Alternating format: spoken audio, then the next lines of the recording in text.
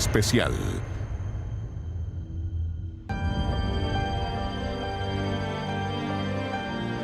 De pequeño, en mi escuela pública de Caletones, aprendí que los chilenos fuimos y probablemente éramos los mejores soldados de América del Sur. O'Higgins pidió a los valientes que lo siguieran en Rancagua y Prat saltó al abordaje y murió en la cubierta del Huáscar. Las derrotas ocasionales y las definitivas guerras victoriosas son marcas indelebles. Hace 20 años, Hernán Cubillos, uno de los hombres más inteligentes que ha dirigido las relaciones exteriores de Chile, me dijo algo increíble sobre lo que habría ocurrido si Argentina hubiera invadido Chile.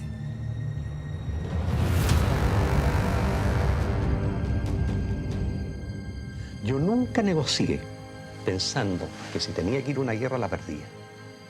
Yo tenía claramente la visión de que yendo a una guerra iba a ser un desastre, porque las guerras son un desastre y el que ha sido hombre de armas lo sabe mejor que nadie. Pero que si nos hubieran llevado a una guerra, la hubiéramos ganado y el ejército chileno hubiera invadido Buenos Aires.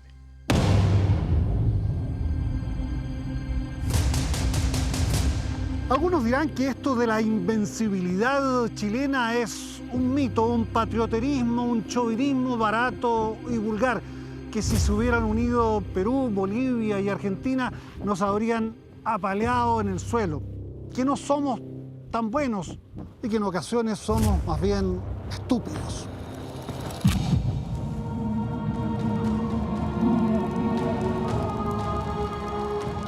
Pienso en ello mientras avanzo en la senda que rodea al volcán Antuco, justo en los lugares donde hace 13 años fueron cayendo fulminados por la nieve y un viento glacial 44 soldaditos de apenas 18 años, mal equipados, mal entrenados, mal organizados y peor conducidos por incompetentes oficiales.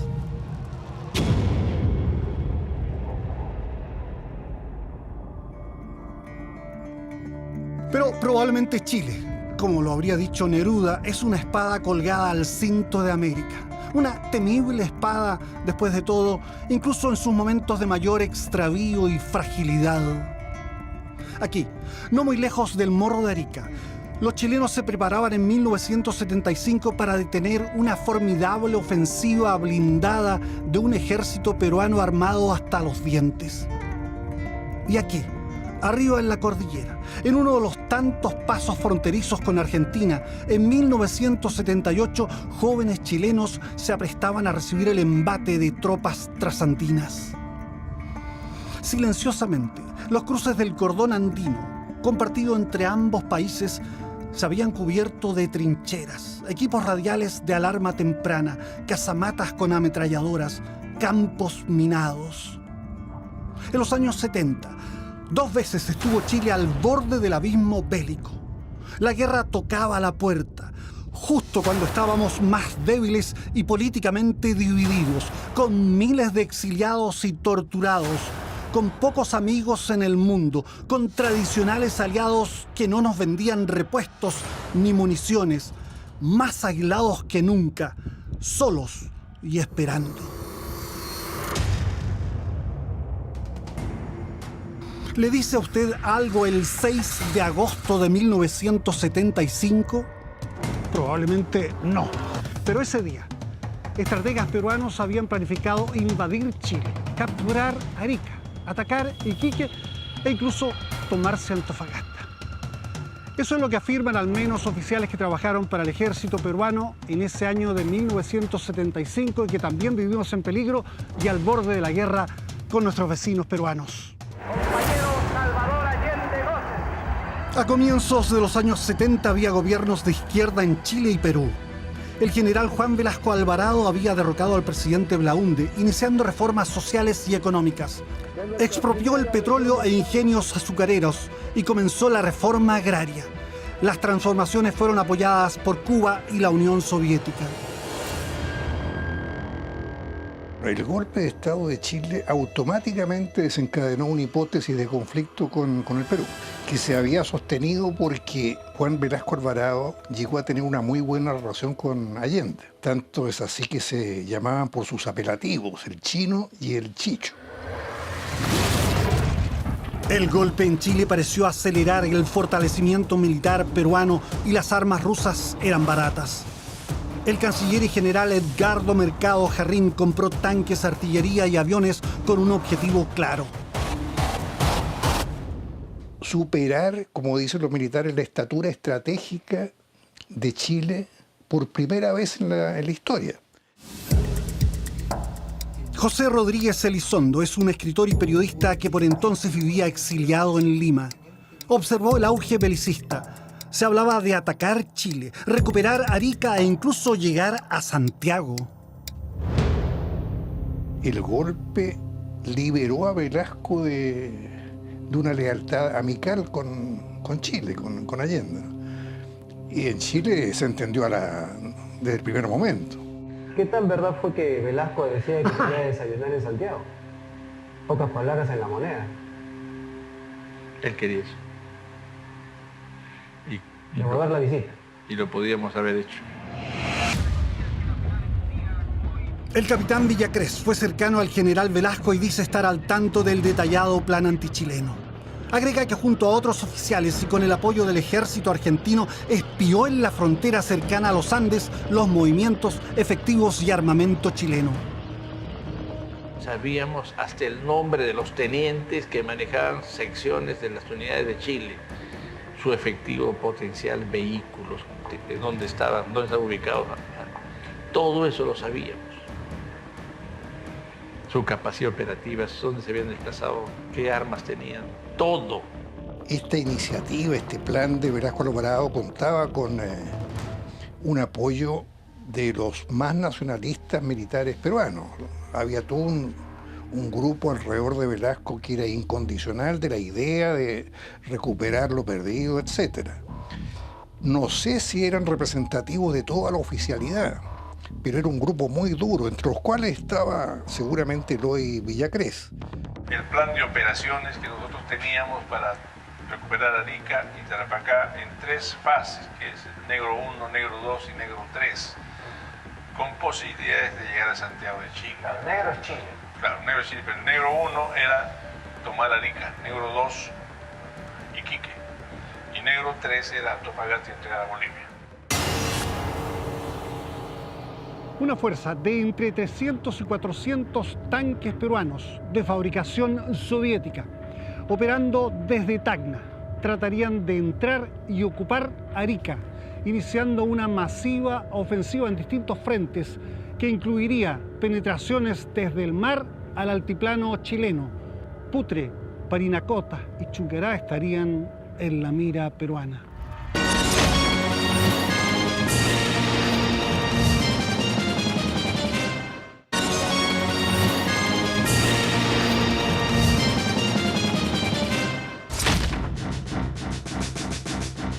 Según ese plan, la 6ª División Blindada atacaba a Arica.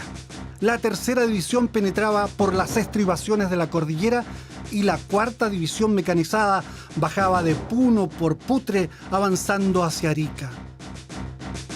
Se incluía también un descenso masivo de paracaidistas y fuerzas especiales en Arica para controlar puntos sensibles de la ciudad.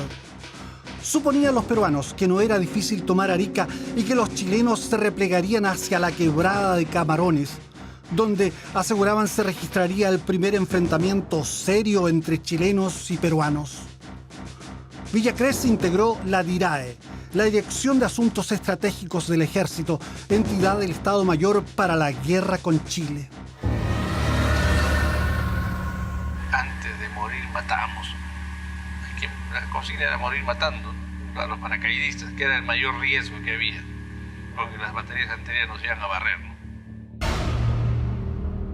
Declara Villacrés que el segundo salto de los paracaidistas peruanos se haría más al sur de Camarones para impedir la fuga chilena.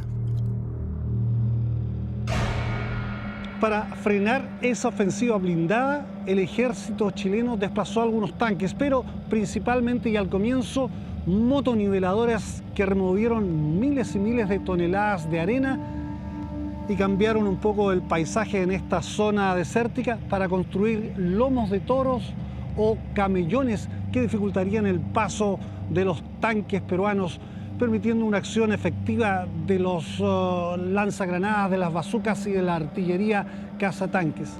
Y por supuesto, a eso se agregaron decenas de miles de minas sembradas en buena parte de esta frontera. ¿Cómo se había llegado a esta crisis? Mientras en Perú la dictadura militar organizaba un sistema apuntado al socialismo con una apertura hacia la Unión Soviética, en Chile la dictadura gira a la derecha y a Estados Unidos.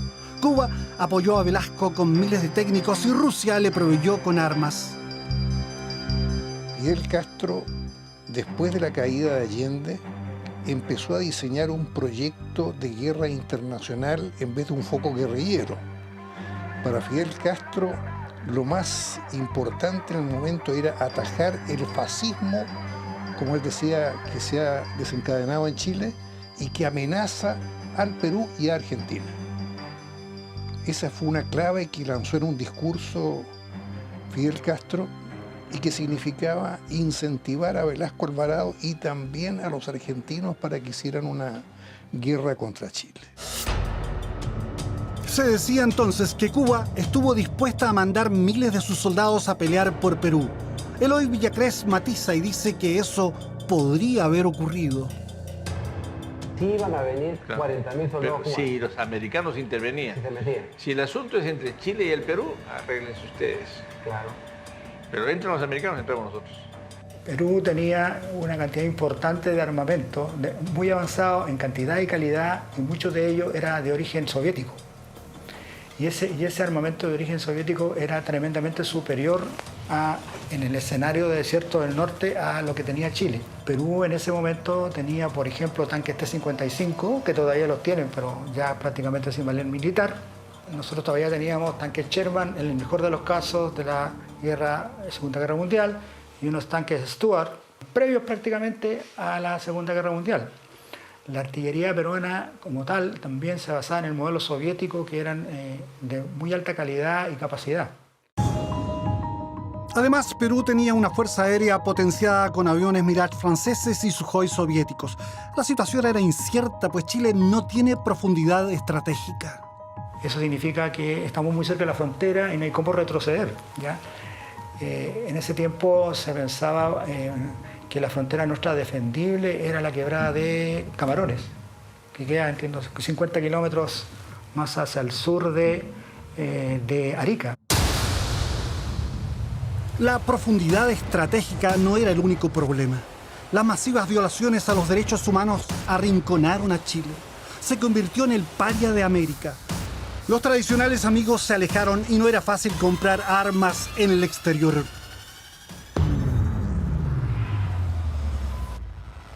Perú se está armando. Está tratando de comprar un portaaviones británico por $160 millones y ha encargado 4 lanchas torpederas en Italia, rompiendo el equilibrio de armas en el Pacífico Sur. Además tiene 600 tanques rusos. ¿Y dónde consiguen armas ustedes? Modificando lo antiguo. El hambre agudiza el ingenio.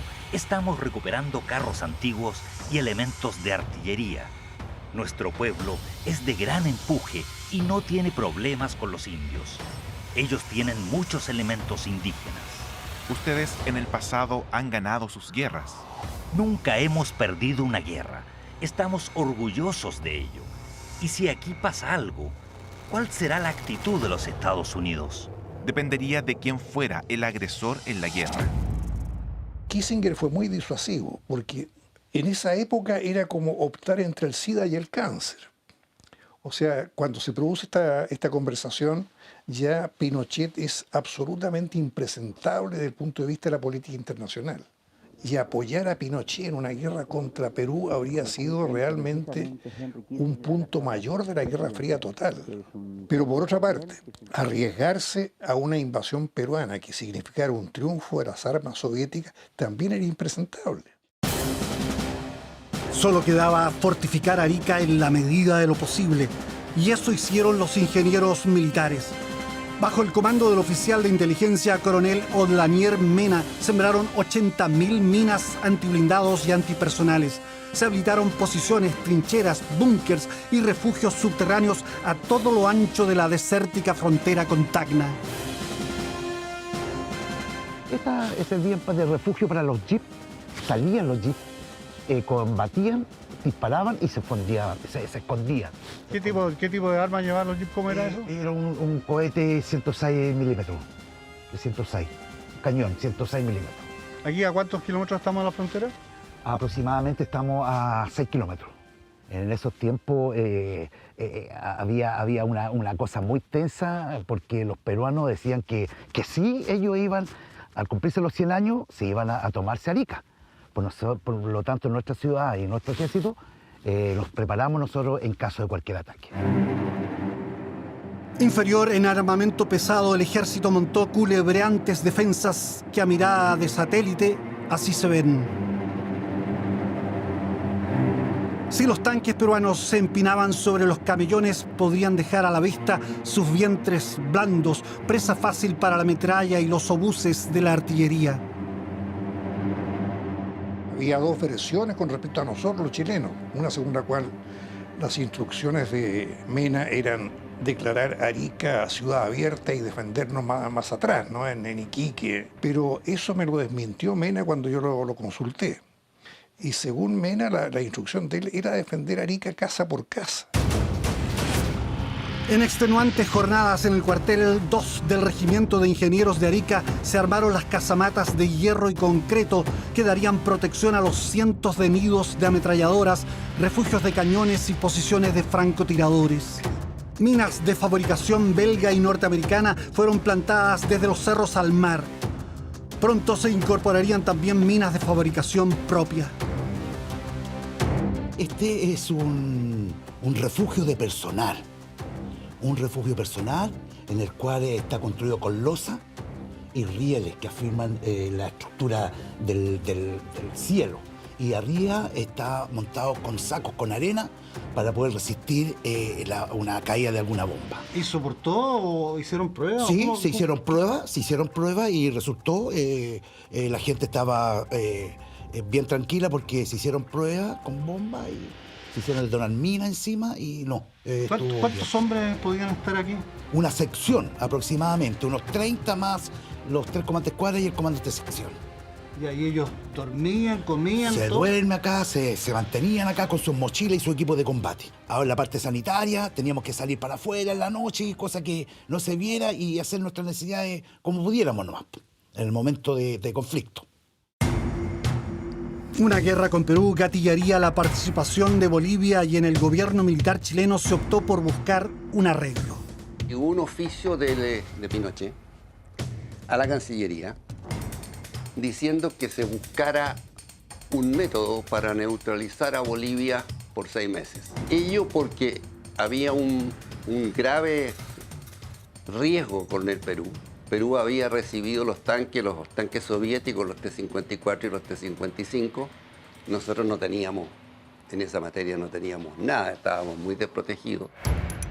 La idea era neutralizar a Bolivia con una oferta aparentemente irresistible.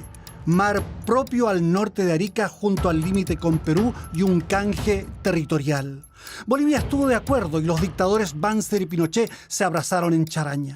Pero hubo fuerte oposición en Bolivia y los peruanos salieron con una contraoferta inaceptable para Chile. Todo quedó en nada. Aceptar el arreglo chileno-boliviano implicaba para Perú dejar de tener una frontera con Chile. Al menos por un tiempo, Bolivia fue neutralizada.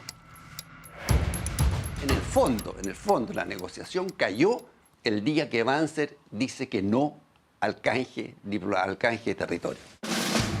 Se acercaba la fecha del ataque contra Chile con el que soñaban mentes afiebradas del Perú.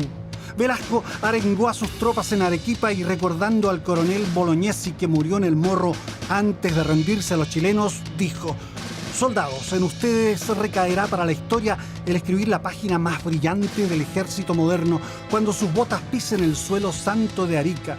Recién entonces podremos decir: puede usted, mi coronel Bolognesi, descansar en paz. Pero Velasco sufrió un aneurisma que implicó amputarle una pierna y un estado de creciente deterioro físico y mental. Los militares peruanos se encontraron con un problema muy delicado. Si vamos a seguir a nuestro líder, y nuestro líder es inválido, y nuestro líder no está razonando bien, bueno, el problema puede ser catastrófico.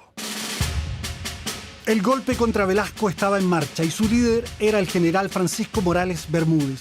Hacia finales de agosto se juntaron 5 divisiones en Tacna. La preocupación de Bermúdez era que los chilenos supusieran que tal concentración se desencadenaría contra Chile. El general Artemio García se comunica entonces con el coronel Mena, de quien se había hecho amigo.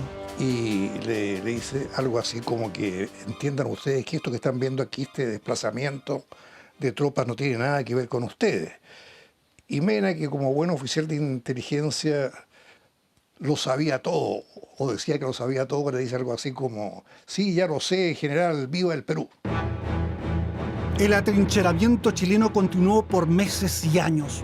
Unos 20.000 efectivos permanecieron en alerta máxima en las guarniciones nortinas, atentas a lo que Morales Bermúdez denominó la segunda fase de la revolución militar peruana. Lo cual le permitió a él ir desplazando, cortando poco a poco a los militares velasquistas y sacando a los elementos castristas del ejército. Había mucho elemento castrista, filocastrista, los embobados por la Revolución Cubana, como decía el propio Velasco Alvarado. Por lo tanto, cuando tuvo todo el control del poder, dejó en claro que su proyecto no era la guerra contra Chile, y en ese momento se ganó el apelativo de El Felón. Oficiales como Villacrés todavía confiaban en participar en una guerra contra Chile. Dice que habló ante Bermúdez, al que trata de felón, es decir, traidor. Presidente, de ingeniero a ingeniero le digo que han pasado demasiados meses, ya debíamos estar en Arica y Tarapacá. Y estas dilaciones comienzan a tener un olor a traición. Villacrés y otros oficiales trataron de asesinar a Morales durante un desfile, pero fallaron. Villacrés salvó de la persecución y se exilió. Progresivamente, los oficiales más radicales del Perú fueron desalojados del poder y Morales, sin dejar de comprar armas en Rusia, cambió la brújula política y económica del país. Mientras se diluía el conflicto provocado por Perú, despuntaba otra fricción tanto más peligrosa para Chile. En mayo del 77 se conoce el laudo arbitral que reafirma los derechos de Chile en el canal Beagle y su soberanía sobre las islas Picton, Lennox y Nueva. La posesión de estas islas le daba derecho al mar circundante. 8 meses después, Argentina declaró insanablemente nulo el laudo que se había comprometido a respetar. Al igual que Perú, Argentina se había fortalecido militarmente y Chile estaba debilitado. Por algún motivo que yo desconozco, la Junta Militar Argentina, que hizo tantas maldades y barbaridades como la Junta Militar chilena, fueron más inteligentes y astutos porque nunca perdieron el beneplácito del imperio. En cambio, los chilenos, cuando se nos ocurre asesinar al canciller en Washington, rompieron el saco. Y perdimos el apoyo político de lo que podría haberse entendido nuestro aliado occidental, que era Estados Unidos. Los crímenes cometidos por la dictadura en Chile, en el extranjero y en la propia capital de Estados Unidos aislaron aún más al país. La doctora católica Sheila Cassidy, acusada de atender a opositores al gobierno, fue detenida y torturada en Villa Grimaldi. Su caso provocó indignación en Gran Bretaña y pronto los trabajadores británicos se negaron a reparar los motores de los Hawker Hunter enviados desde Chile. Cerrados los mercados de armas a precios oficiales, Chile compraba a sobreprecio. El canciller Cubillos buscó apoyo en amigos no tradicionales de Asia. Los Hawker Hunter de la Fuerza Aérea que Inglaterra no quiso reparar por los problemas de derechos humanos, fueron reparados en una nación asiática. Las patrulleras que fortalecieron enormemente la Marina y los cohetes y exocet y cosas que conseguimos en esa época fueron suministrados por un país del Medio Oeste. Yo he hecho un estudio, por ejemplo, cuánto costaron los aviones que se compraban en Francia en los años 80, los Mirage 50, y de acuerdo a mis números, que costaron como un 50% más de lo que deberían haber costado si lo hubiesen comprado en un mercado formal abierto. Pero en los años 70 no teníamos Mirage y los Hunter, los mismos que incendiaron la moneda, tenían problemas de repuestos. Nosotros en el año 75 habíamos comprado en Estados Unidos 18 casas F-5 y se compraron además 32 o 36 bombarderos ligeros A-36, que se usaban en Vietnam, digamos. Ya eso se habían comprado en Estados Unidos y eso alcanzaron a llegar para el conflicto del 78. En cambio, los vecinos tenían A4, se compraban en Estados Unidos en grandes cantidades y tenían bastante otros en cantidad de capacidad de aviones para dar una superioridad sobre Chile. Nuestros aviones además tenían poco radio de alcance, o sea, por ejemplo, un Hawker Hunter que quisiera hacer un bombardeo a Mendoza, a lo más tenía 5 minutos de estadía sobre Mendoza y tenía que devolverse porque no le alcanzaba el combustible. La tensión bélica entre ambos países fue escalando dramáticamente el 78. La instrucción nuestra era, en la práctica de tiro, cuando hacíamos blanco, se decía, viva la patria, maté a un chileno.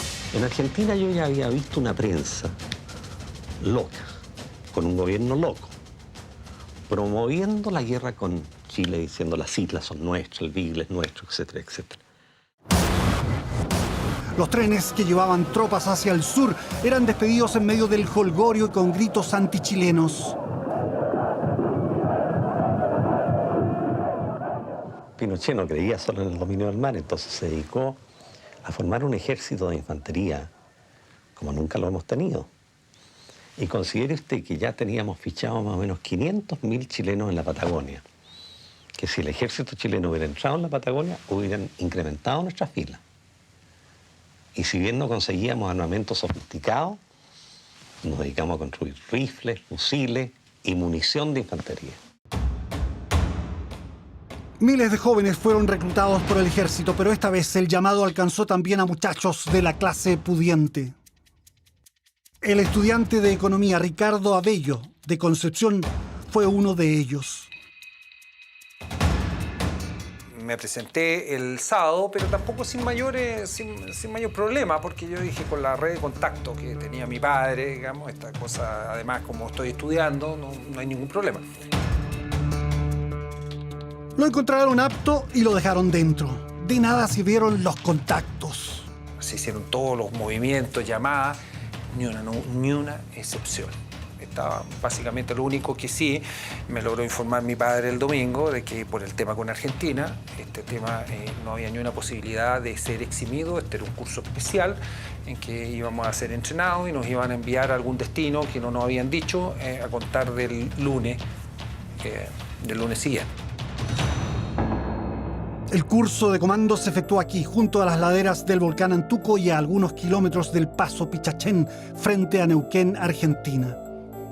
50 chicos, todos de la misma clase social y provenientes de colegios privados, fueron brutalmente acondicionados física y mentalmente para convertirlos en máquinas de matar. Estar dispuesto a morir. Uno dice, claro, ahora... pero estar dispuesto a morir en una posición, en un hoyo, en una trinchera, digamos, no arrancar. La primera cosa es enfrentar un enemigo que es real, o es otra persona con equipamiento, entonces no, tú tienes que estar ahí y da lo mismo si se te acaban las balas, no, tú tienes que quedarte en tu puesto y ahí y es sin rendición.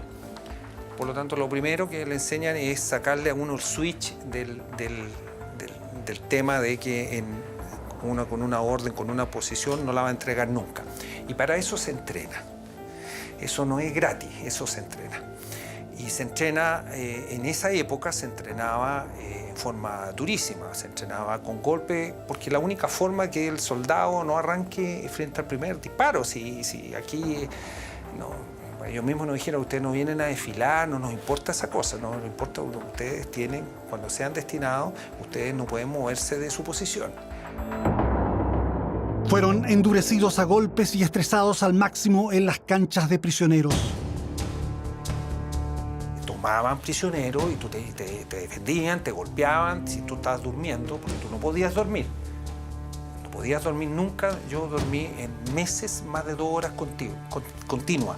Siempre tienes que tener porque resulta entonces te sacaban prisioneros, te golpeaban, porque tú no podías caer prisionero. Te preguntan cuántos soldados tienes en tu cuadra, qué armamento, dime cómo son tus oficiales, cómo están distribuidos. Y tú tienes que resistirlo como soldado, digamos. No es por un afán de hacerte daño, es un afán de entrenarte mentalmente para soportar eso y no hablar nunca, digamos. Entonces, al final, uno, sin dormir, con esos campos prisioneros o estresores físicos y mentales permanentemente, con hambre, con sed, uno crea un soldado que éramos muy irascibles. Discutíamos entre nosotros, o sea, si de repente pasaba otro soldado y te pasaba a golpear, eso era una pelea. Nosotros entrenábamos con un fusil, el corvo y el yatagán. El yatagán es el sable que se pone en la trompa del fusil. ¿Por qué? Porque teníamos 20 tiros. Se acababan los 20 tiros, hay que pelear y defender la posición con sable, con el corvo. Entonces, esa era la realidad del ejército chileno, digamos. Pero no iba a dar pie atrás el soldado, digamos. En la frontera, estos señoritos convertidos en feroces combatientes pasaron más de 6 meses esperando. Y uno lo único que quería es que aparecieran los argentinos. Ya era, entre nosotros era una locura. Peleábamos entre nosotros porque eran bombas a punta de estallar. Entonces, no lo pasábamos bien. Lo único que queríamos que entrara luego el enemigo, que entrara el enemigo para que estallara esta bomba. En el Pichachén podían cruzar en verano tanquetas y artillería liviana. Ambos bandos se fisgaban mutuamente. Los exploradores chilenos atravesaban el límite provistos de fusiles sin munición. Está estrictamente prohibido en el mando chileno que nosotros fuéramos los que fuera el chileno el que estallara la guerra. Si la guerra estallaba, tenía que ser una guerra ofensiva de Argentina. En junio, Argentina ganó el Campeonato Mundial de Fútbol. Fue una inyección de exitismo. Generales y almirantes parecían más arrogantes que nunca. El general Luciano Benjamín Menéndez, jefe del tercer cuerpo del ejército argentino con asiento en Córdoba, habría señalado que, declarada la guerra, estaría a media mañana almorzando en los Andes, al atardecer bebiendo champaña en Santiago y en la noche meando en Viña del Mar. Él nunca desmintió la especie. El canciller Cubillos recordó una áspera conversación que tuvo en una recepción con otro duro, el general Guillermo Suárez Mason, quien le dijo: Usted no quiere entender que Argentina, que el ejército argentino, necesita pelear una guerra limpia. Yo me quedé perplejo y lo único que atiné a decirle fue: general, ¿usted cree que existe una guerra limpia? La guerra sucia contra la subversión en Argentina, con su secuela de asesinatos, desapariciones y torturas, había ocasionado unas 30.000 muertes. Muchos señalan que la cuasiguerra en el cono sur de América se originaba en militares chilenos y argentinos involucrados en violaciones sistemáticas de los derechos humanos. Pero la verdad es que Chile era el país bajo amenaza y hacia el cual apuntaba el así llamado Operativo Soberanía, es decir, la invasión. La fecha de la agresión fue fijada para el 22 de diciembre. A las 20 horas de ese día, una fuerza naval se apoderaría del Cabo de Hornos e islas adyacentes. A las 22 horas, y previo bombardeo aeronaval, los batallones 3 y 4 de la Infantería de Marina tomaría las islas Picton, Lennox y Nueva, asegurando el control de la boca oriental del canal Beagle. A las 24 horas del 22 de diciembre comenzaría la invasión de Chile continental. El quinto cuerpo del ejército argentino tomaría Puerto Natales y Punta Arenas. Al amanecer del 23 de diciembre, la Fuerza Aérea Argentina destruiría la Fuerza Aérea de Chile. Simultáneamente, el tercer cuerpo del ejército argentino, comandado por Luciano Benjamín Menéndez, penetraría por los pasos fronterizos Los Libertadores, Maipo y Puyehue para apoderarse de Santiago, Valparaíso y la región de los lagos. Para desalentar una posible reacción de Brasil, un aliado natural de Chile, los argentinos desplazaron fuertes contingentes en la frontera norte.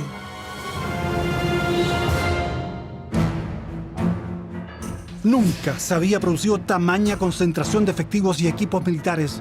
Se calcula que más de 130.000 soldados argentinos estaban cerca de la frontera con Chile y, considerando a los reservistas, Argentina podía contar con unos 250.000 soldados. Muchos generales argentinos auguraban un paseo rápido por Chile y luego negociaciones para quedarse con al menos una de las islas en disputa. Pero esto sería cualquier cosa menos un paseo. En Chile se entendió que la invasión argentina generaba una guerra nacional a todo lo largo de la frontera y a lo ancho de los mares. Una guerra sin cuartel, prolongada y sangrienta. Una guerra de fusilamientos, masacres y terror. Si perdíamos los aviones de combate, íbamos a seguir luchando con cualquier cosa que volara. Habíamos preparado los medios para eso. Teníamos armamento adecuado para ello y la voluntad de luchar con todo lo que volara, y si eso se acababa, pues entonces también hasta con el cuchillo. La formación de comandos chilenos, chicos de 17, 18 y 19 años, se hizo durísima y hasta bestial en Magallanes. Te sacaban la mugre todo el día, toda la noche, quedabas mal, te pegaban te tiraban en las matas de Calafate, te tiraban al agua, a los charcos, te agarraban a patadas. Nosotros éramos, como se dice, aporreados, en pleno proceso de lo que era esa cuasi guerra. Fuimos bastante aporreados y fuimos bastante castigados. Yo creo que hubo bastantes violaciones de los derechos humanos contra los soldados. En esta área también se simulaban campos argentinos de interrogación de prisioneros. El famoso campo de prisioneros que lo vivimos nosotros allí en Rubén, que fue realmente cruel. Hoy día no estaría permitido, estarían presos los tipos que le hicieron eso. Que prácticamente fue tortura. ¿Y cómo fue tortura? Porque habían enfermeros que controlaban para ver si acaso resistíamos las pruebas que nos hacían. Y de eso hay bastante recuerdo. Por ejemplo, la cruz, como está Jesucristo en la cruz. A nosotros se nos dijo de que por ningún motivo se iba a tomar prisionero. Simplemente había que matar, había que degollar, había que descuartizar. Nosotros teníamos que matar por lo menos 10 argentinos y después morir tranquilamente, pues esa era la idea. Porque se supone que eran 10 argentinos por un chileno. Estábamos instruidos para eso, para ir dejando los cuerpos de los argentinos en algún momento determinado colgados en los cercos, cosa que ir mermando la resistencia argentina, porque obviamente ese impacto de ver a tu compañero, no sé, destrozado, descuartizado en algún lugar, son las cosas que a ti te instruyeron para eso. Por eso te digo que estábamos preparados para la guerra y nosotros lo que nos importaba era defender nuestro territorio. Corvo, degollar, todo. Aguantó a tomar igual a los soldados así, dar vuelta y colgarlo en su hombro y salir caminando con él, corriendo mientras iba ahorcándolo uno en su espalda. Todas esas cosas, todo. Estamos, ya era guerra, sí, estamos en la guerra, nos faltó nada. Los comandos novatos fueron preparados para actuar en guerrillas en territorio argentino, especialmente si las líneas chilenas lograban ser sobrepasadas por los trasandinos. Vestidos de paisa, disponían de abundante munición, granadas, pistolas y lanzacohetes portátiles. Íbamos en grupito a 5 para esperar el día D, tanto en Gallego Chico, Coyapaliaique, otras partes más, qué sé yo, que habían para apostarse para efectuar la guerrilla en grupos a 5. Eso significaba que había que hacer acciones bélicas para bajar la moral al enemigo. Por ejemplo, cortarle la lengua, hacer cualquier cosa de ese tipo. Sacarle los ojos, cortarle los dedos. ¿Qué pasaba en el evento de encontrarse de estar ya en guerra, ¿qué tenían que hacer ustedes? Nosotros teníamos que escondernos y pillarlo de sorpresa y matar a uno solo. O sea, ni siquiera matarlo, dejarlo, como te digo, bajarle la moral. Esa era la instrucción que teníamos. ¿Qué hacían con él? Desmembrar una parte de su cuerpo para bajarle la moral al resto de los ejércitos de ellos. ¿Y cómo dejaban el cuerpo dónde? El cuerpo tenía que quedar en algún lado vivo, como sea, para que lo encuentren y nosotros desaparecer del área. ¿Cuál era el efecto que se buscaba con eso? Bajar la moral, que ellos deserten, empiezan a desertar, qué sé yo. O sea, era aterrorizarlo. Aterrorizarlo. Ya llegó un momento en que nosotros sí queríamos ir a combate. Ya era una cuestión, ya psicológicamente estábamos enfocados a eso. ¿Cómo veía usted a los argentinos? Yo creo que nunca le tomaron el peso ellos que iban a tener una guerra. Porque para ello, por ejemplo, nosotros divisamos algunas divisiones del ejército argentino, parecían días de campo para ellos. No parecía que iban a ir a una guerra.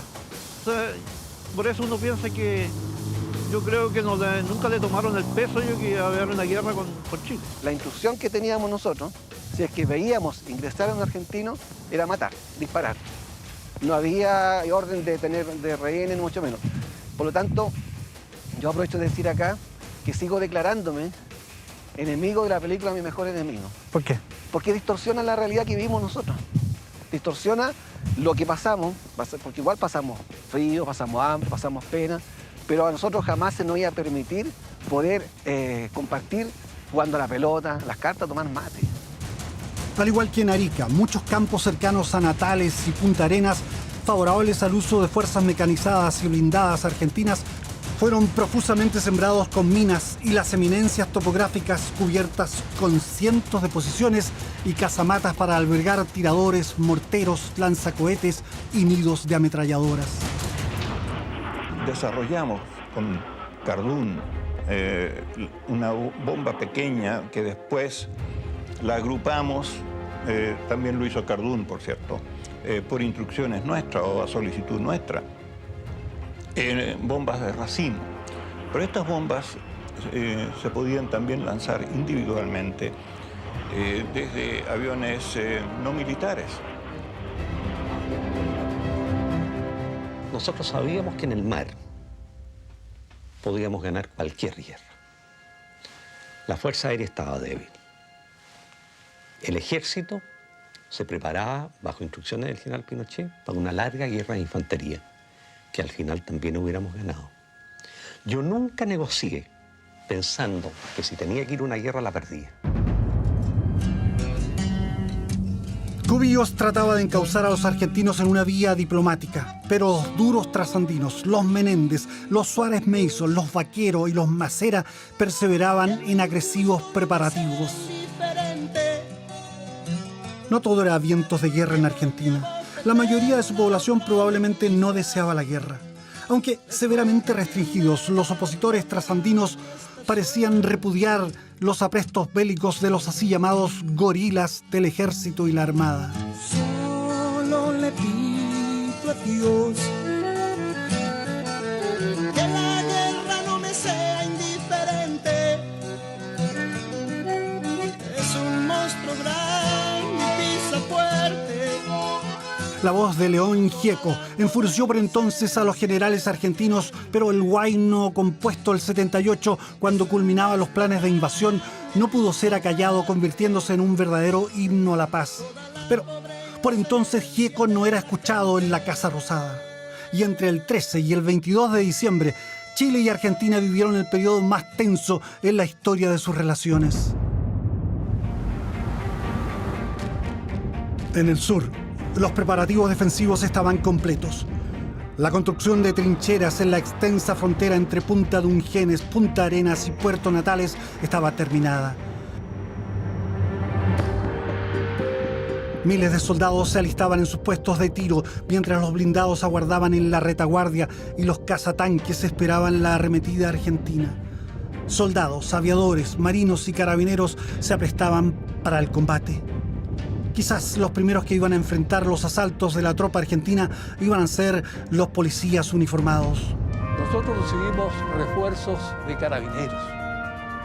Carabineros que aquí está formando parte de dirigiendo el tránsito o en las comisarías. y ese se transformó en el mejor soldado. En Santiago, el ambiente era una mezcla de calma y ansiedad en torno al diferendo limítrofe. Fui un opositor completo a Pinochet, lo sigo siendo, pero creo que el manejo de crisis de esta situación que hizo, lo hizo absolutamente correcto y muy bien llevado. Eso es innegable. Pensé que iba a encontrar un ejército donde se iba a hablar contra la izquierda, contra los comunistas. Nunca. Y había muchos camaradas que eran de izquierda. Nunca un instructor, un oficial, un instructor habló del tema político. Nunca. En Chile había una reserva estratégica literalmente de las Fuerzas Armadas que no se había contaminado con la represión y que estaban estudiando profundamente, lo supongo yo, el fenómeno estrictamente castrense de agresión. Yo jamás escuché la palabra Pinochet, el nombre de Pinochet dentro del servicio militar, nunca, jamás. Ni hablar de general o de mi general Pinochet, no, eso lo tengo que descartarlo inmediatamente. Nunca fui partidario, simplemente eran conflictos con los argentinos, nuestros enemigos eran los argentinos ingresaban a nuestro territorio, querían quitarnos nuestras islas, etc. Muchos parecían ignorar lo que estaba pasando en el sur. En una mina abandonada de Cal, en Lonquén, fueron encontrados los restos de 15 campesinos izquierdistas asesinados después del 11 de septiembre del 73. En los techos de los hospitales comenzaron a pintarse grandes cruces rojas y los aviones LAN y LADECO transportaban de noche pertrechos y soldados al eventual teatro de guerra austral. La prensa y la televisión se autocensuraron. Pasé por Talcahuano a avisarle a mi mamá. Oye, mami, ¿sabes qué? Parece que me voy a la guerra, le dije, así que... me dijo, hijo, que te vaya bien. Porque nadie creía, pues, si en Talcahuano no se veía nada, en Santiago menos, si la guerra se vivió de Punta Arenas para acá, no, pues.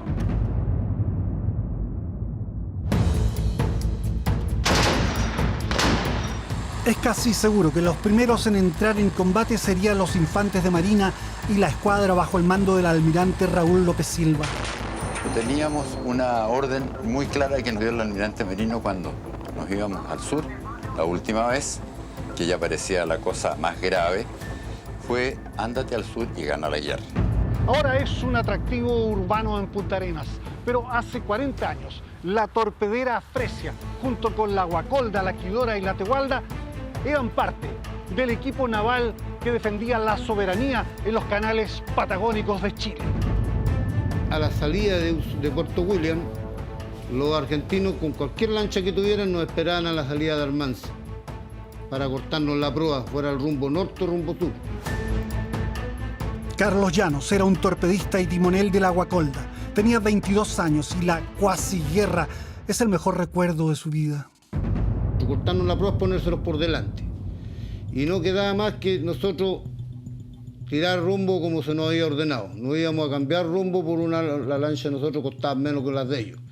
Pero venía el acercamiento pues, cuando ellos nos dejaban la pasada y le tirábamos papas. Ya teníamos ollas preparadas, papas, cebolla. Y lo acordamos en un evento que hicimos hace poco, de que todo el mundo convulsionado con el famoso conflicto del vidrio, y nosotros andábamos, métale papa y cebolla y hasta los pantalones nos bajábamos, quién le ganaba al otro. O guerra de pitón. ¿Cómo se bajaban los pantalones? Para mostrarle el culo. Mostrarle, hacerle cara pálida. Ya. Y la otra era la famosa guerra con pitón de agua. Imagínense la distancia que pasábamos. Pitón de agua a proa, y le tirábamos agua y estaría. O ellos hacían lo mismo. Hacían lo mismo, pero ¿quién le ganaba al otro en el fondo? ¿Y quién ganaba la guerra de papas? No, ahí lo abríamos así, lo abríamos y siempre había uno que tenía que abandonar. Pero nosotros seguimos rumbo, nosotros tirábamos papas y tirábamos papas, nosotros íbamos en el rumbo, nos cambiamos. Ellos generalmente se corrían. El poder naval está formado por 3 componentes. Un componente es la fuerza, o sea, la cantidad de buques, la cantidad de misiles, la cantidad de cañones. El segundo componente importante de esta ecuación es la posición, es decir, las bases de aprovisionamiento, de apoyo, de alerta electrónica, de reconocimiento que tiene la zona en que de operaciones en que se va a desarrollar el conflicto. En el sur austral, en la zona de conflicto de operaciones, Chile tiene una posición dominante. Los argentinos no tienen bases cercanas, o sea, todo su apoyo tenían que llevarlo de zonas bastante más hacia el norte. ¿Ya? Estas dos variables que son la fuerza y la posición son francamente fortalecidas por lo que se llama la voluntad de lucha. Si un país tiene voluntad de lucha, logra cosas tremendamente más fuertes que el uso solo de la fuerza o solo de la posición. Hay en los canales patagónicos decenas de embarcaderos o fondeaderos secretos donde se pueden ocultar buques grandes y pequeños, lo que da a la Marina chilena una superioridad táctica. Nosotros estábamos impidiendo que un buque grande, la escuadra o cualquiera que se intentara desembarcar y de hacer por la vía de torpeo.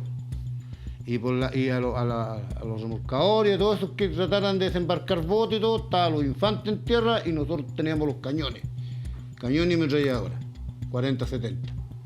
Pero nosotros no pensamos de gastarnos, o el mando no pensaba de gastar sus torpedos en buques de poco tonelaje. Las torpederas vigilaban el Beagle y en Puerto Williams, principal enclave urbano en la isla Navarino, se terminaban de montar las baterías apuntando al frente. Ahí estaban los cañones de Navarino y las posiciones de artillería y los nidos de ametralladoras, hoy convertidos en testimonios de una defensa a muerte. Ahí y en las islas esperaban apostados más de 4.000 infantes de marina. Las posiciones pasaron a ser nuestra casa. Nuestro hogar, a contar de ese momento en que nos posesionamos, pasó a ser nuestro hogar. Por lo tanto, era como mejorar tu casa. Tu posición era tu casa, tenías que mejorarla, protegerla, que no estuviera a la vista, ¿cierto?, del enemigo. Era el pan de cada día, en el fondo, era tu hábitat, ¿ya? Y lo malo que donde estábamos era pura turba. Entonces, al final estábamos hasta la rodilla con agua y el resto lo mejorábamos con tronco, con rama, con turba y todo lo que había en el área. Alejandro Bustos tenía apenas 18 años cuando entrenó a una compañía de cosacos en Talcahuano y luego en Punta Arenas para finalmente instalarse junto a otros 240 soldados en la Isla Nueva. Allí cavaron trincheras, túneles y líneas defensivas. Sabían que recibirían generoso fuego enemigo. Siempre primero el fuego apoyo naval, el FAN, después el FA, el fuego apoyo aéreo. O sea, la isla la iban a hacer pelota y después recién ellos nos iban a tirar la infantería. Y nosotros teníamos que resistir esos dos fuegos para poder llegar al enfrentamiento, digamos, a ver al enemigo. Había cierta aprensión en el sentido de que uno sabía que iba a morir, ¿ya? Pero teníamos la moral tan alta de que en el fondo yo no me voy a ir solo. Si es que no morían los bombardeos, tenía que por lo menos matar 10 argentinos cuando ellos desembarcaran. Y el otro al lado, 10 más, 10 más, 10 más, 10 más. Al final uno lo único que pensaba era, bueno, por fin, démosle nomás, estamos acá, hay que darle. Dice que entre los chaparrados bosques de lengas y la esponjosa turba conoció la lealtad y a sus 18 años daba órdenes. Uno se acostumbra a mandar ese don de mando, tiene que tenerlo entre la fraternidad y la lealtad, mucha lealtad, mucho compañerismo. En muchas zonas de Chile se desarrolló la imaginación para matar y la Nueva no fue la excepción. Sí, nosotros cuando llegamos a la isla no llegamos a hacer el hoyo nomás. Nosotros nos preparamos para defender la isla. Eso significa que empezamos a hacer trampas, los ingenieros de combate empezaron, ¿cierto?, a usar su mente, a colocar trampitas, palos picantes, los famosos tarros flamígenos, los hoyos pedreros arriba en la cuota 200, arriba del Cerro Malto, el Oreje Burro, que también podrían ellos haber hecho un desembarco vertical con helicóptero. Palos picantes se conocen desde guerras anteriores, ¿cierto?, en Camboya, Vietnam, que son los palos, ¿cierto?, con excremento humano, los palos con punta, ¿ya? Pero los tarros flamígenos eran tambores de 200 litros que se colocan con aceite quemado, ¿ya?, un poco de acerrín, una carga de explosivos de C4 y por vía eléctrica se ponen en la ruta por donde supuestamente, si es que ellos hubiesen desembarcado, por donde iban a transitar. Y eso explota las esquilas de los tambores, más el acerrín con el aceite y el explosivo.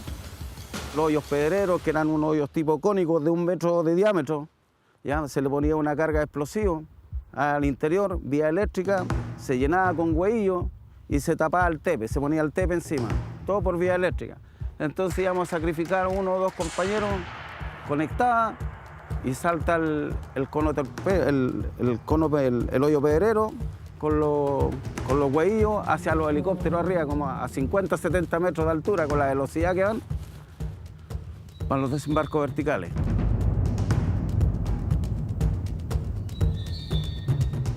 Pinochet dijo en algún momento que si Perú hubiera atacado el 78, es decir, durante el conflicto con Argentina, quizás hubiera llegado hasta Copiapó, porque el extremo norte había quedado muy desprotegido. Los argentinos, en todo caso, trataron de atraer a los peruanos para una suerte de encerrona militar contra Chile. Ese año, 78, el año que vivimos en peligro. En los primeros días de diciembre del 78 llegó hasta el Palacio de Gobierno en Lima el embajador argentino para pedir apoyo peruano a la invasión. Morales Bermúdez rechazó la propuesta a través de su primer ministro Óscar Molina Paloquia, según cuenta Demetrio Infante, amigo de ambos. Y Molina Paloquia le contesta a Chevalier, le dijo, mira, si ustedes le declaran la guerra a Chile, ese mismo día nosotros cerramos la frontera. Porque nosotros no queremos saber nada del pleito. Así que no cuenten con nosotros.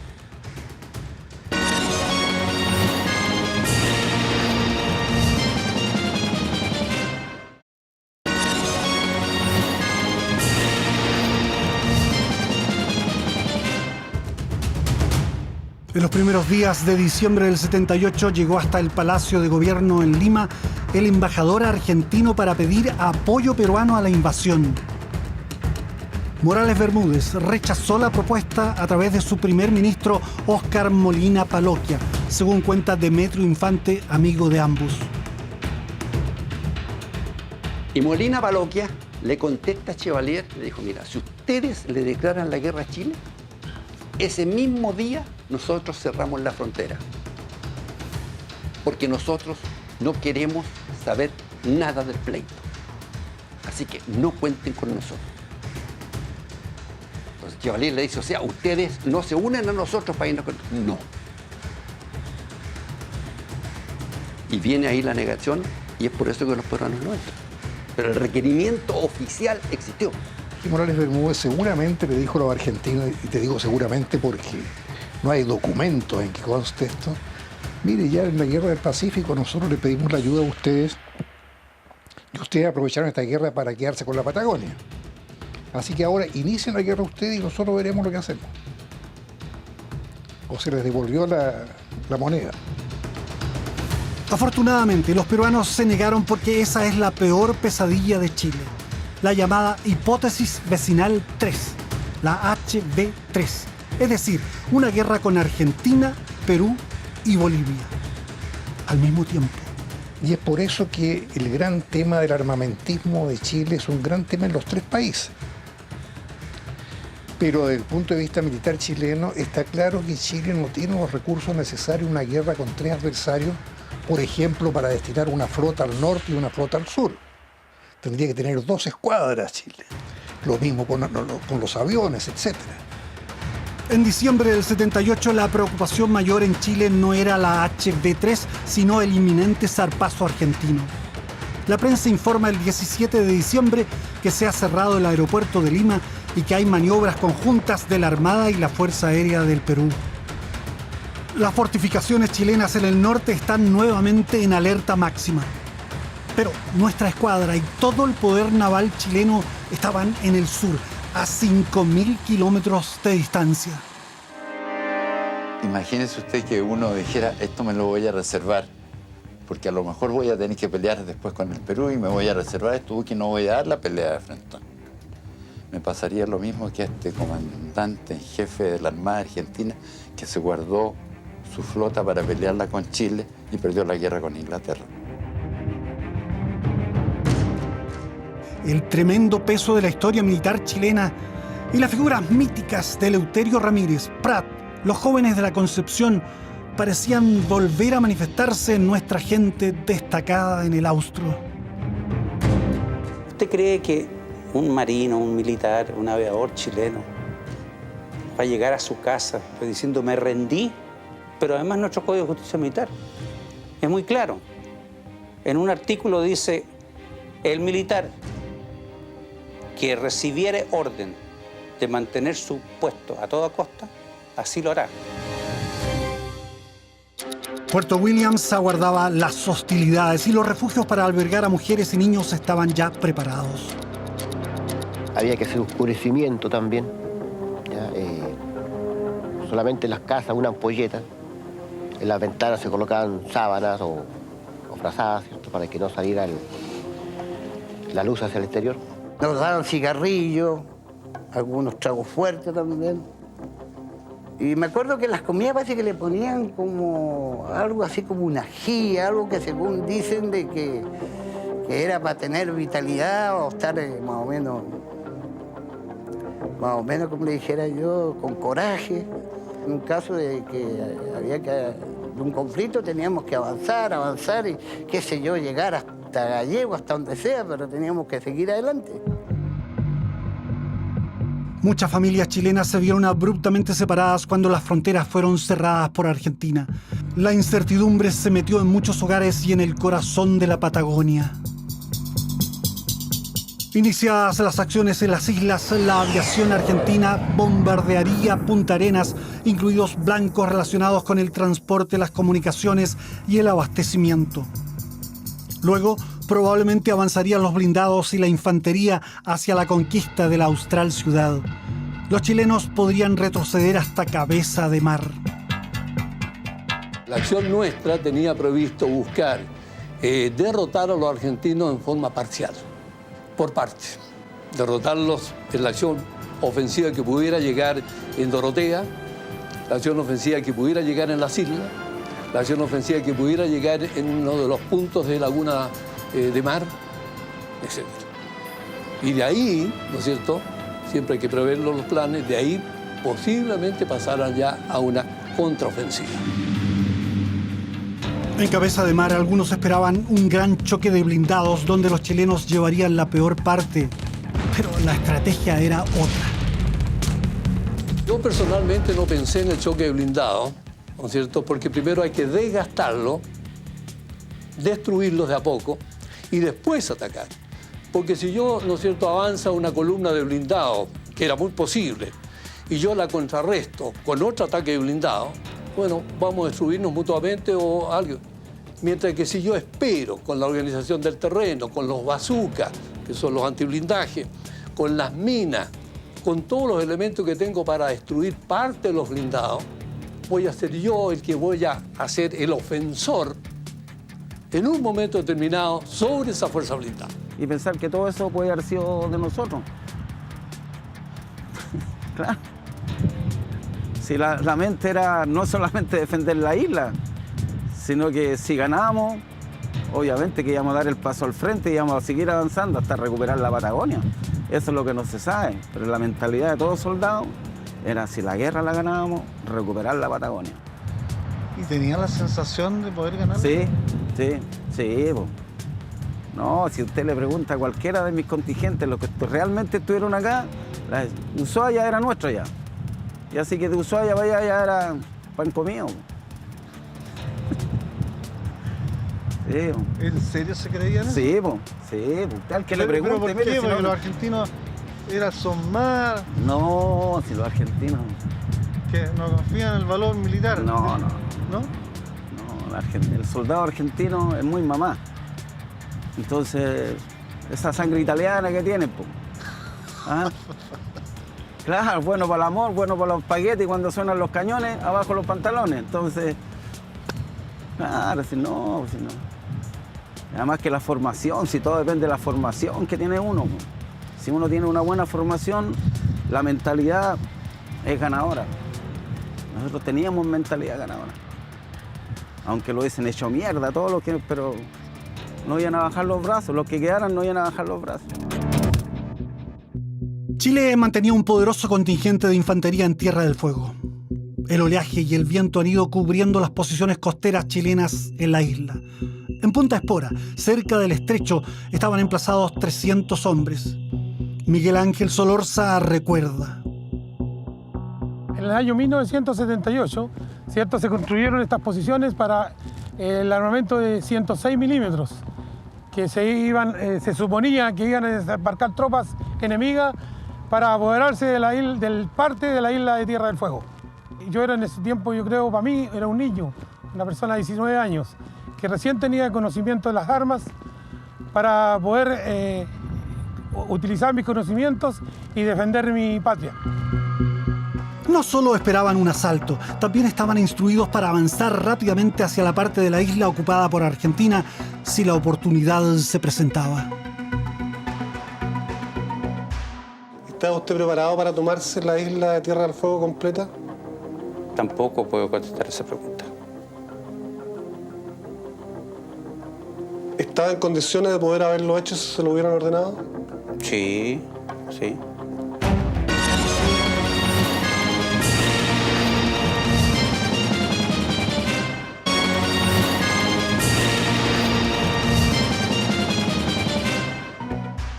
¿Está usted preparado para tomarse la isla de Tierra del Fuego completa? Tampoco puedo contestar esa pregunta. ¿Estaba en condiciones de poder haberlo hecho si se lo hubieran ordenado? Sí, sí. La CIA, la agencia de inteligencia estadounidense, informa a la Casa Blanca que la invasión argentina está en marcha. El embajador Landau comienza a proporcionarme a mí informe de los movimientos de las tropas argentinas sacados con su satélite, fotografías sacadas de satélite que muestran el avance de las flotas argentinas en todos los frentes, norte, sur y centro, hacia Chile. Estados Unidos se mueve finalmente y presiona al Vaticano para que intervenga e inicie una mediación. El 20 de diciembre, Cubillos envía una nota a Argentina reiterando invocación para aceptar un mediador. La nota es rechazada el mismo día. Nosotros nos dimos cuenta que la guerra venía, que Argentina no quería un mecanismo de paz. Ya estaban todas las fuerzas en su puesto. Así que no había otra medida que tomar que esperar una posible ofensiva de parte de Argentina. La invasión comenzaría con ataques nocturnos el 22 de diciembre.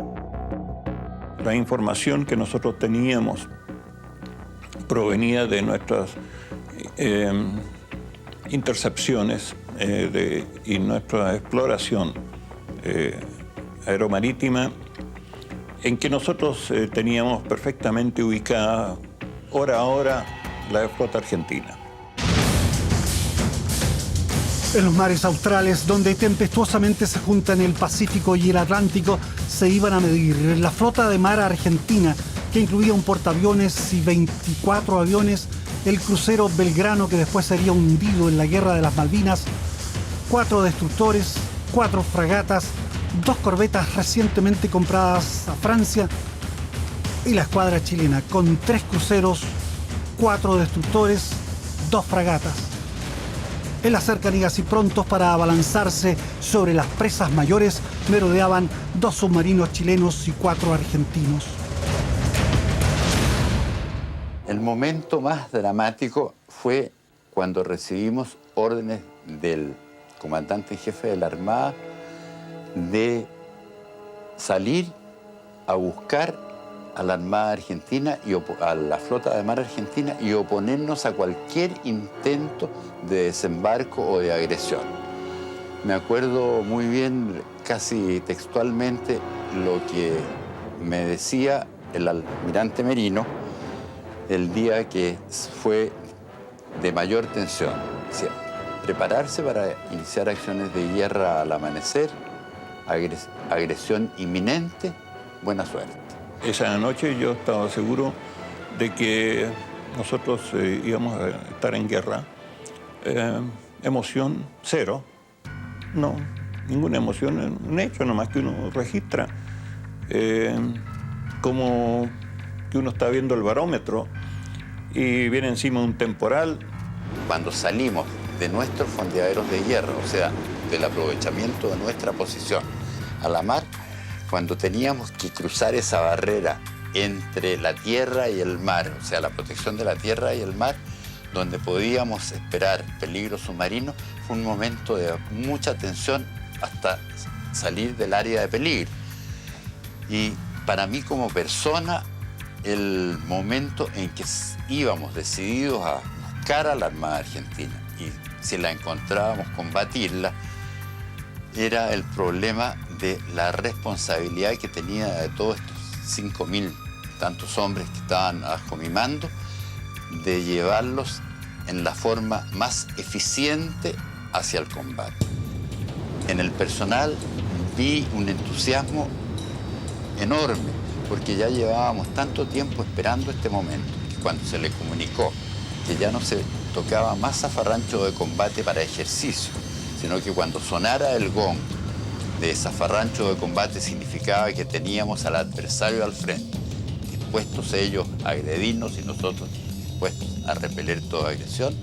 Creo que salió un grito, por lo menos en el crucero donde yo estaba, dijeron, por fin, viva Chile. Para nosotros fue un alivio porque íbamos al encuentro de la flota argentina y íbamos a entregar lo más valioso de nosotros. Estábamos dispuestos a eso, a morir por Chile, a morir por la patria, a morir por los nuestros, sin entregar nada. No existía ningún otro pensamiento en nosotros, nos olvidamos de todo lo demás. Nuestro fin era el combate. Chile parecía condenado a recibir el primer golpe en el mar. Estábamos preparados para repeler de inmediato cualquier intento de golpe, para que no se diera esta máxima guerrera que el que pega primero pega dos veces. Pega primero, pues se va a encontrar con que lo paran en la mitad del camino, su golpe no llega a fondo y recibe el contragolpe. La orden de atacar a Chile fue impartida a la flota de mar argentina que inició su desplazamiento. Supuestamente, un operativo por sorpresa, pero cada movimiento era monitoreado con precisión y el almirante López creó 2 escalones de ataque. Uno que se llamaba de acero, que era de buques americanos, que repito que quizás eran anticuados la mayoría, o casi todos, pero que eran de construcción muy sólida, para que recibiera la primera oleada de balas de grueso calibre o de calibre más que medio, por lo menos, de 6 pulgadas, y de misiles argentinos, y creían que esos buques podían resistir ese ataque. Y una segunda oleada que llamaban, la primera era de acero, la segunda de bronce, que eran los destructores y fragatas chilenos que tenían misiles, y eran el Williams y el Rivero por lo menos más modernos.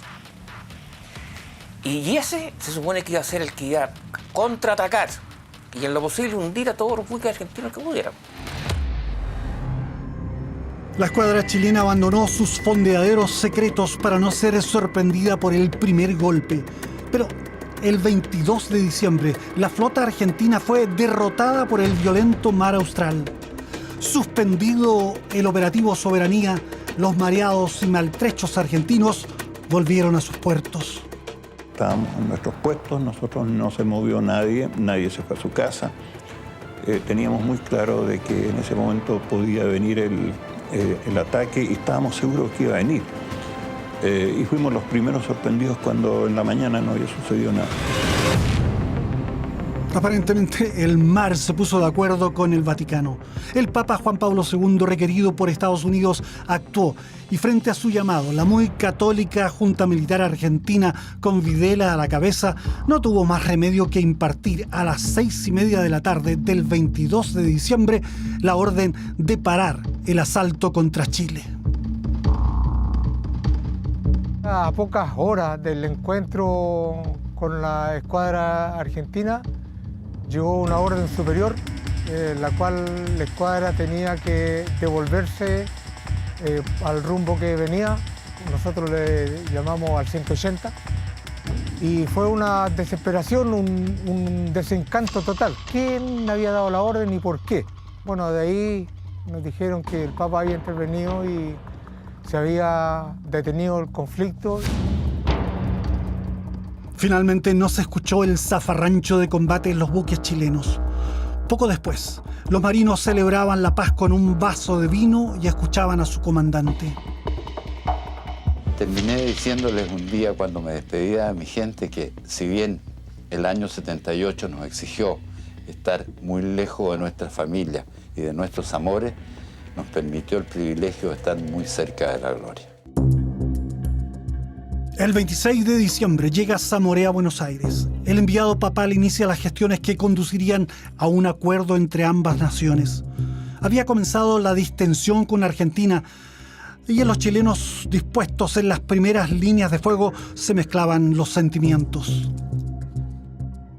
Yo esperaba un grito de alegría que habría sido muy justificado,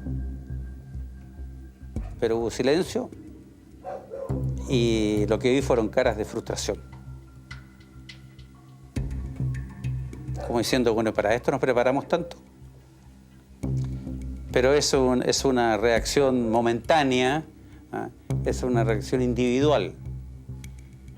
Evidentemente que no hay nada peor que la guerra.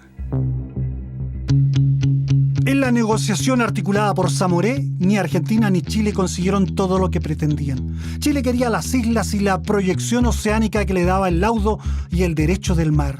Argentina deseaba por lo menos una isla y rechazaba la proyección chilena hacia el Atlántico.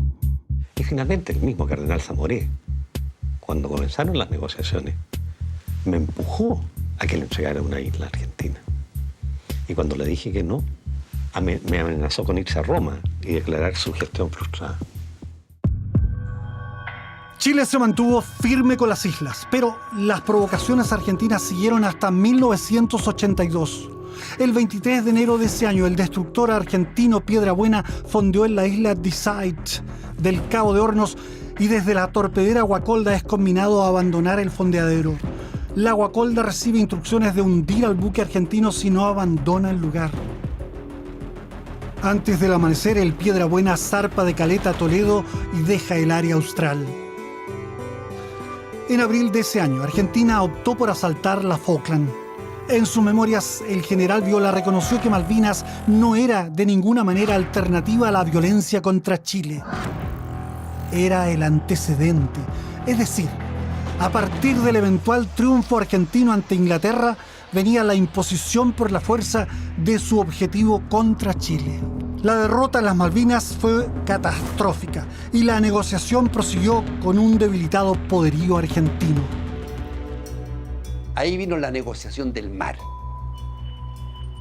Entonces, y lo que es más importante, ¿quiénes renuncian al mar?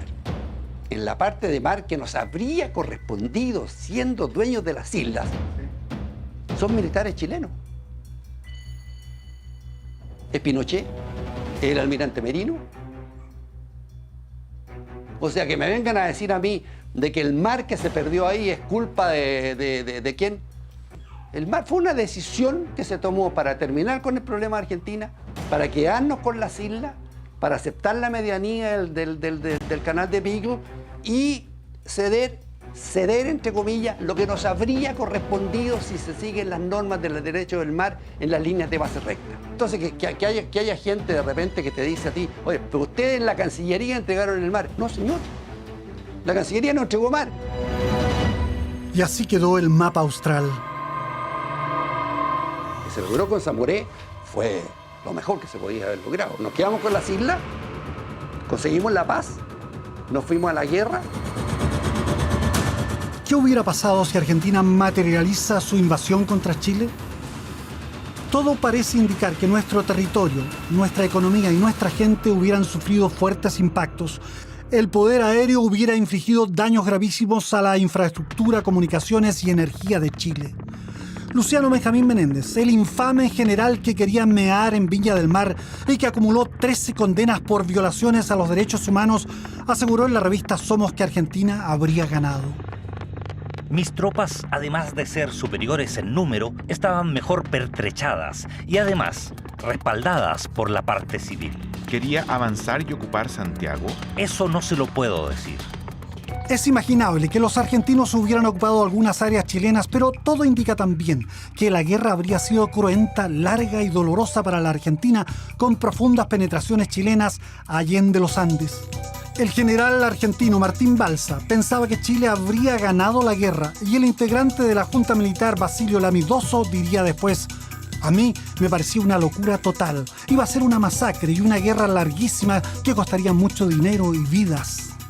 Chile iba a enfrentar la guerra. Y cuando tú le subes el umbral del peligro al eventual agresor y le dices, mire, en vez de un paseo militar, usted se va a encontrar con una guerra, el agresor vacila. Acá están reunidos. El general Leopoldo Fortunato Galtieri, el mandatario más irresponsable y bravucón que ha tenido Argentina, dijo que luego de invadir las Malvinas le tocaría a los chilenos. No tuvimos esa oportunidad. Algunos han sostenido que, en último término, la guerra del 78 habría sido definida por la infantería. Hernán Cubillos no tenía dudas. Iba a ser un desastre, porque las guerras son un desastre y el que ha sido hombre de armas lo sabe mejor que nadie. Pero que si nos hubieran llevado a una guerra, la hubiéramos ganado y el ejército chileno hubiera invadido Buenos Aires. Nos hubiéramos demorado algunos años, pero lo hubiéramos hecho. Y bajo esa seguridad uno negocia muy tranquilo cuando quiere la paz. Cumpliendo un tratado internacional, los soldados chilenos en los frentes norte y austral están terminando de limpiar los campos sembrados con minas. La emergencia militar pasó y en Chile algunos cuarteles han sido temporalmente abandonados. Hoy vivimos en paz y seguridad. El mensaje posible para las nuevas generaciones parece ser que nos conviene vivir en democracia y con libertades, tener buenos aliados en el mundo y excelentes relaciones vecinales, permanecer unidos pese a nuestras diferencias y, por cierto, disponer de fuerzas armadas poderosas, incorruptibles y con efectiva capacidad disuasiva frente a provocaciones o aventurerismos foráneos. En fin, una defensa respetable y respetada que impida claudicar o ceder mar o territorios. Las derrotas ocasionales y las definitivas guerras victoriosas son marcas indelebles.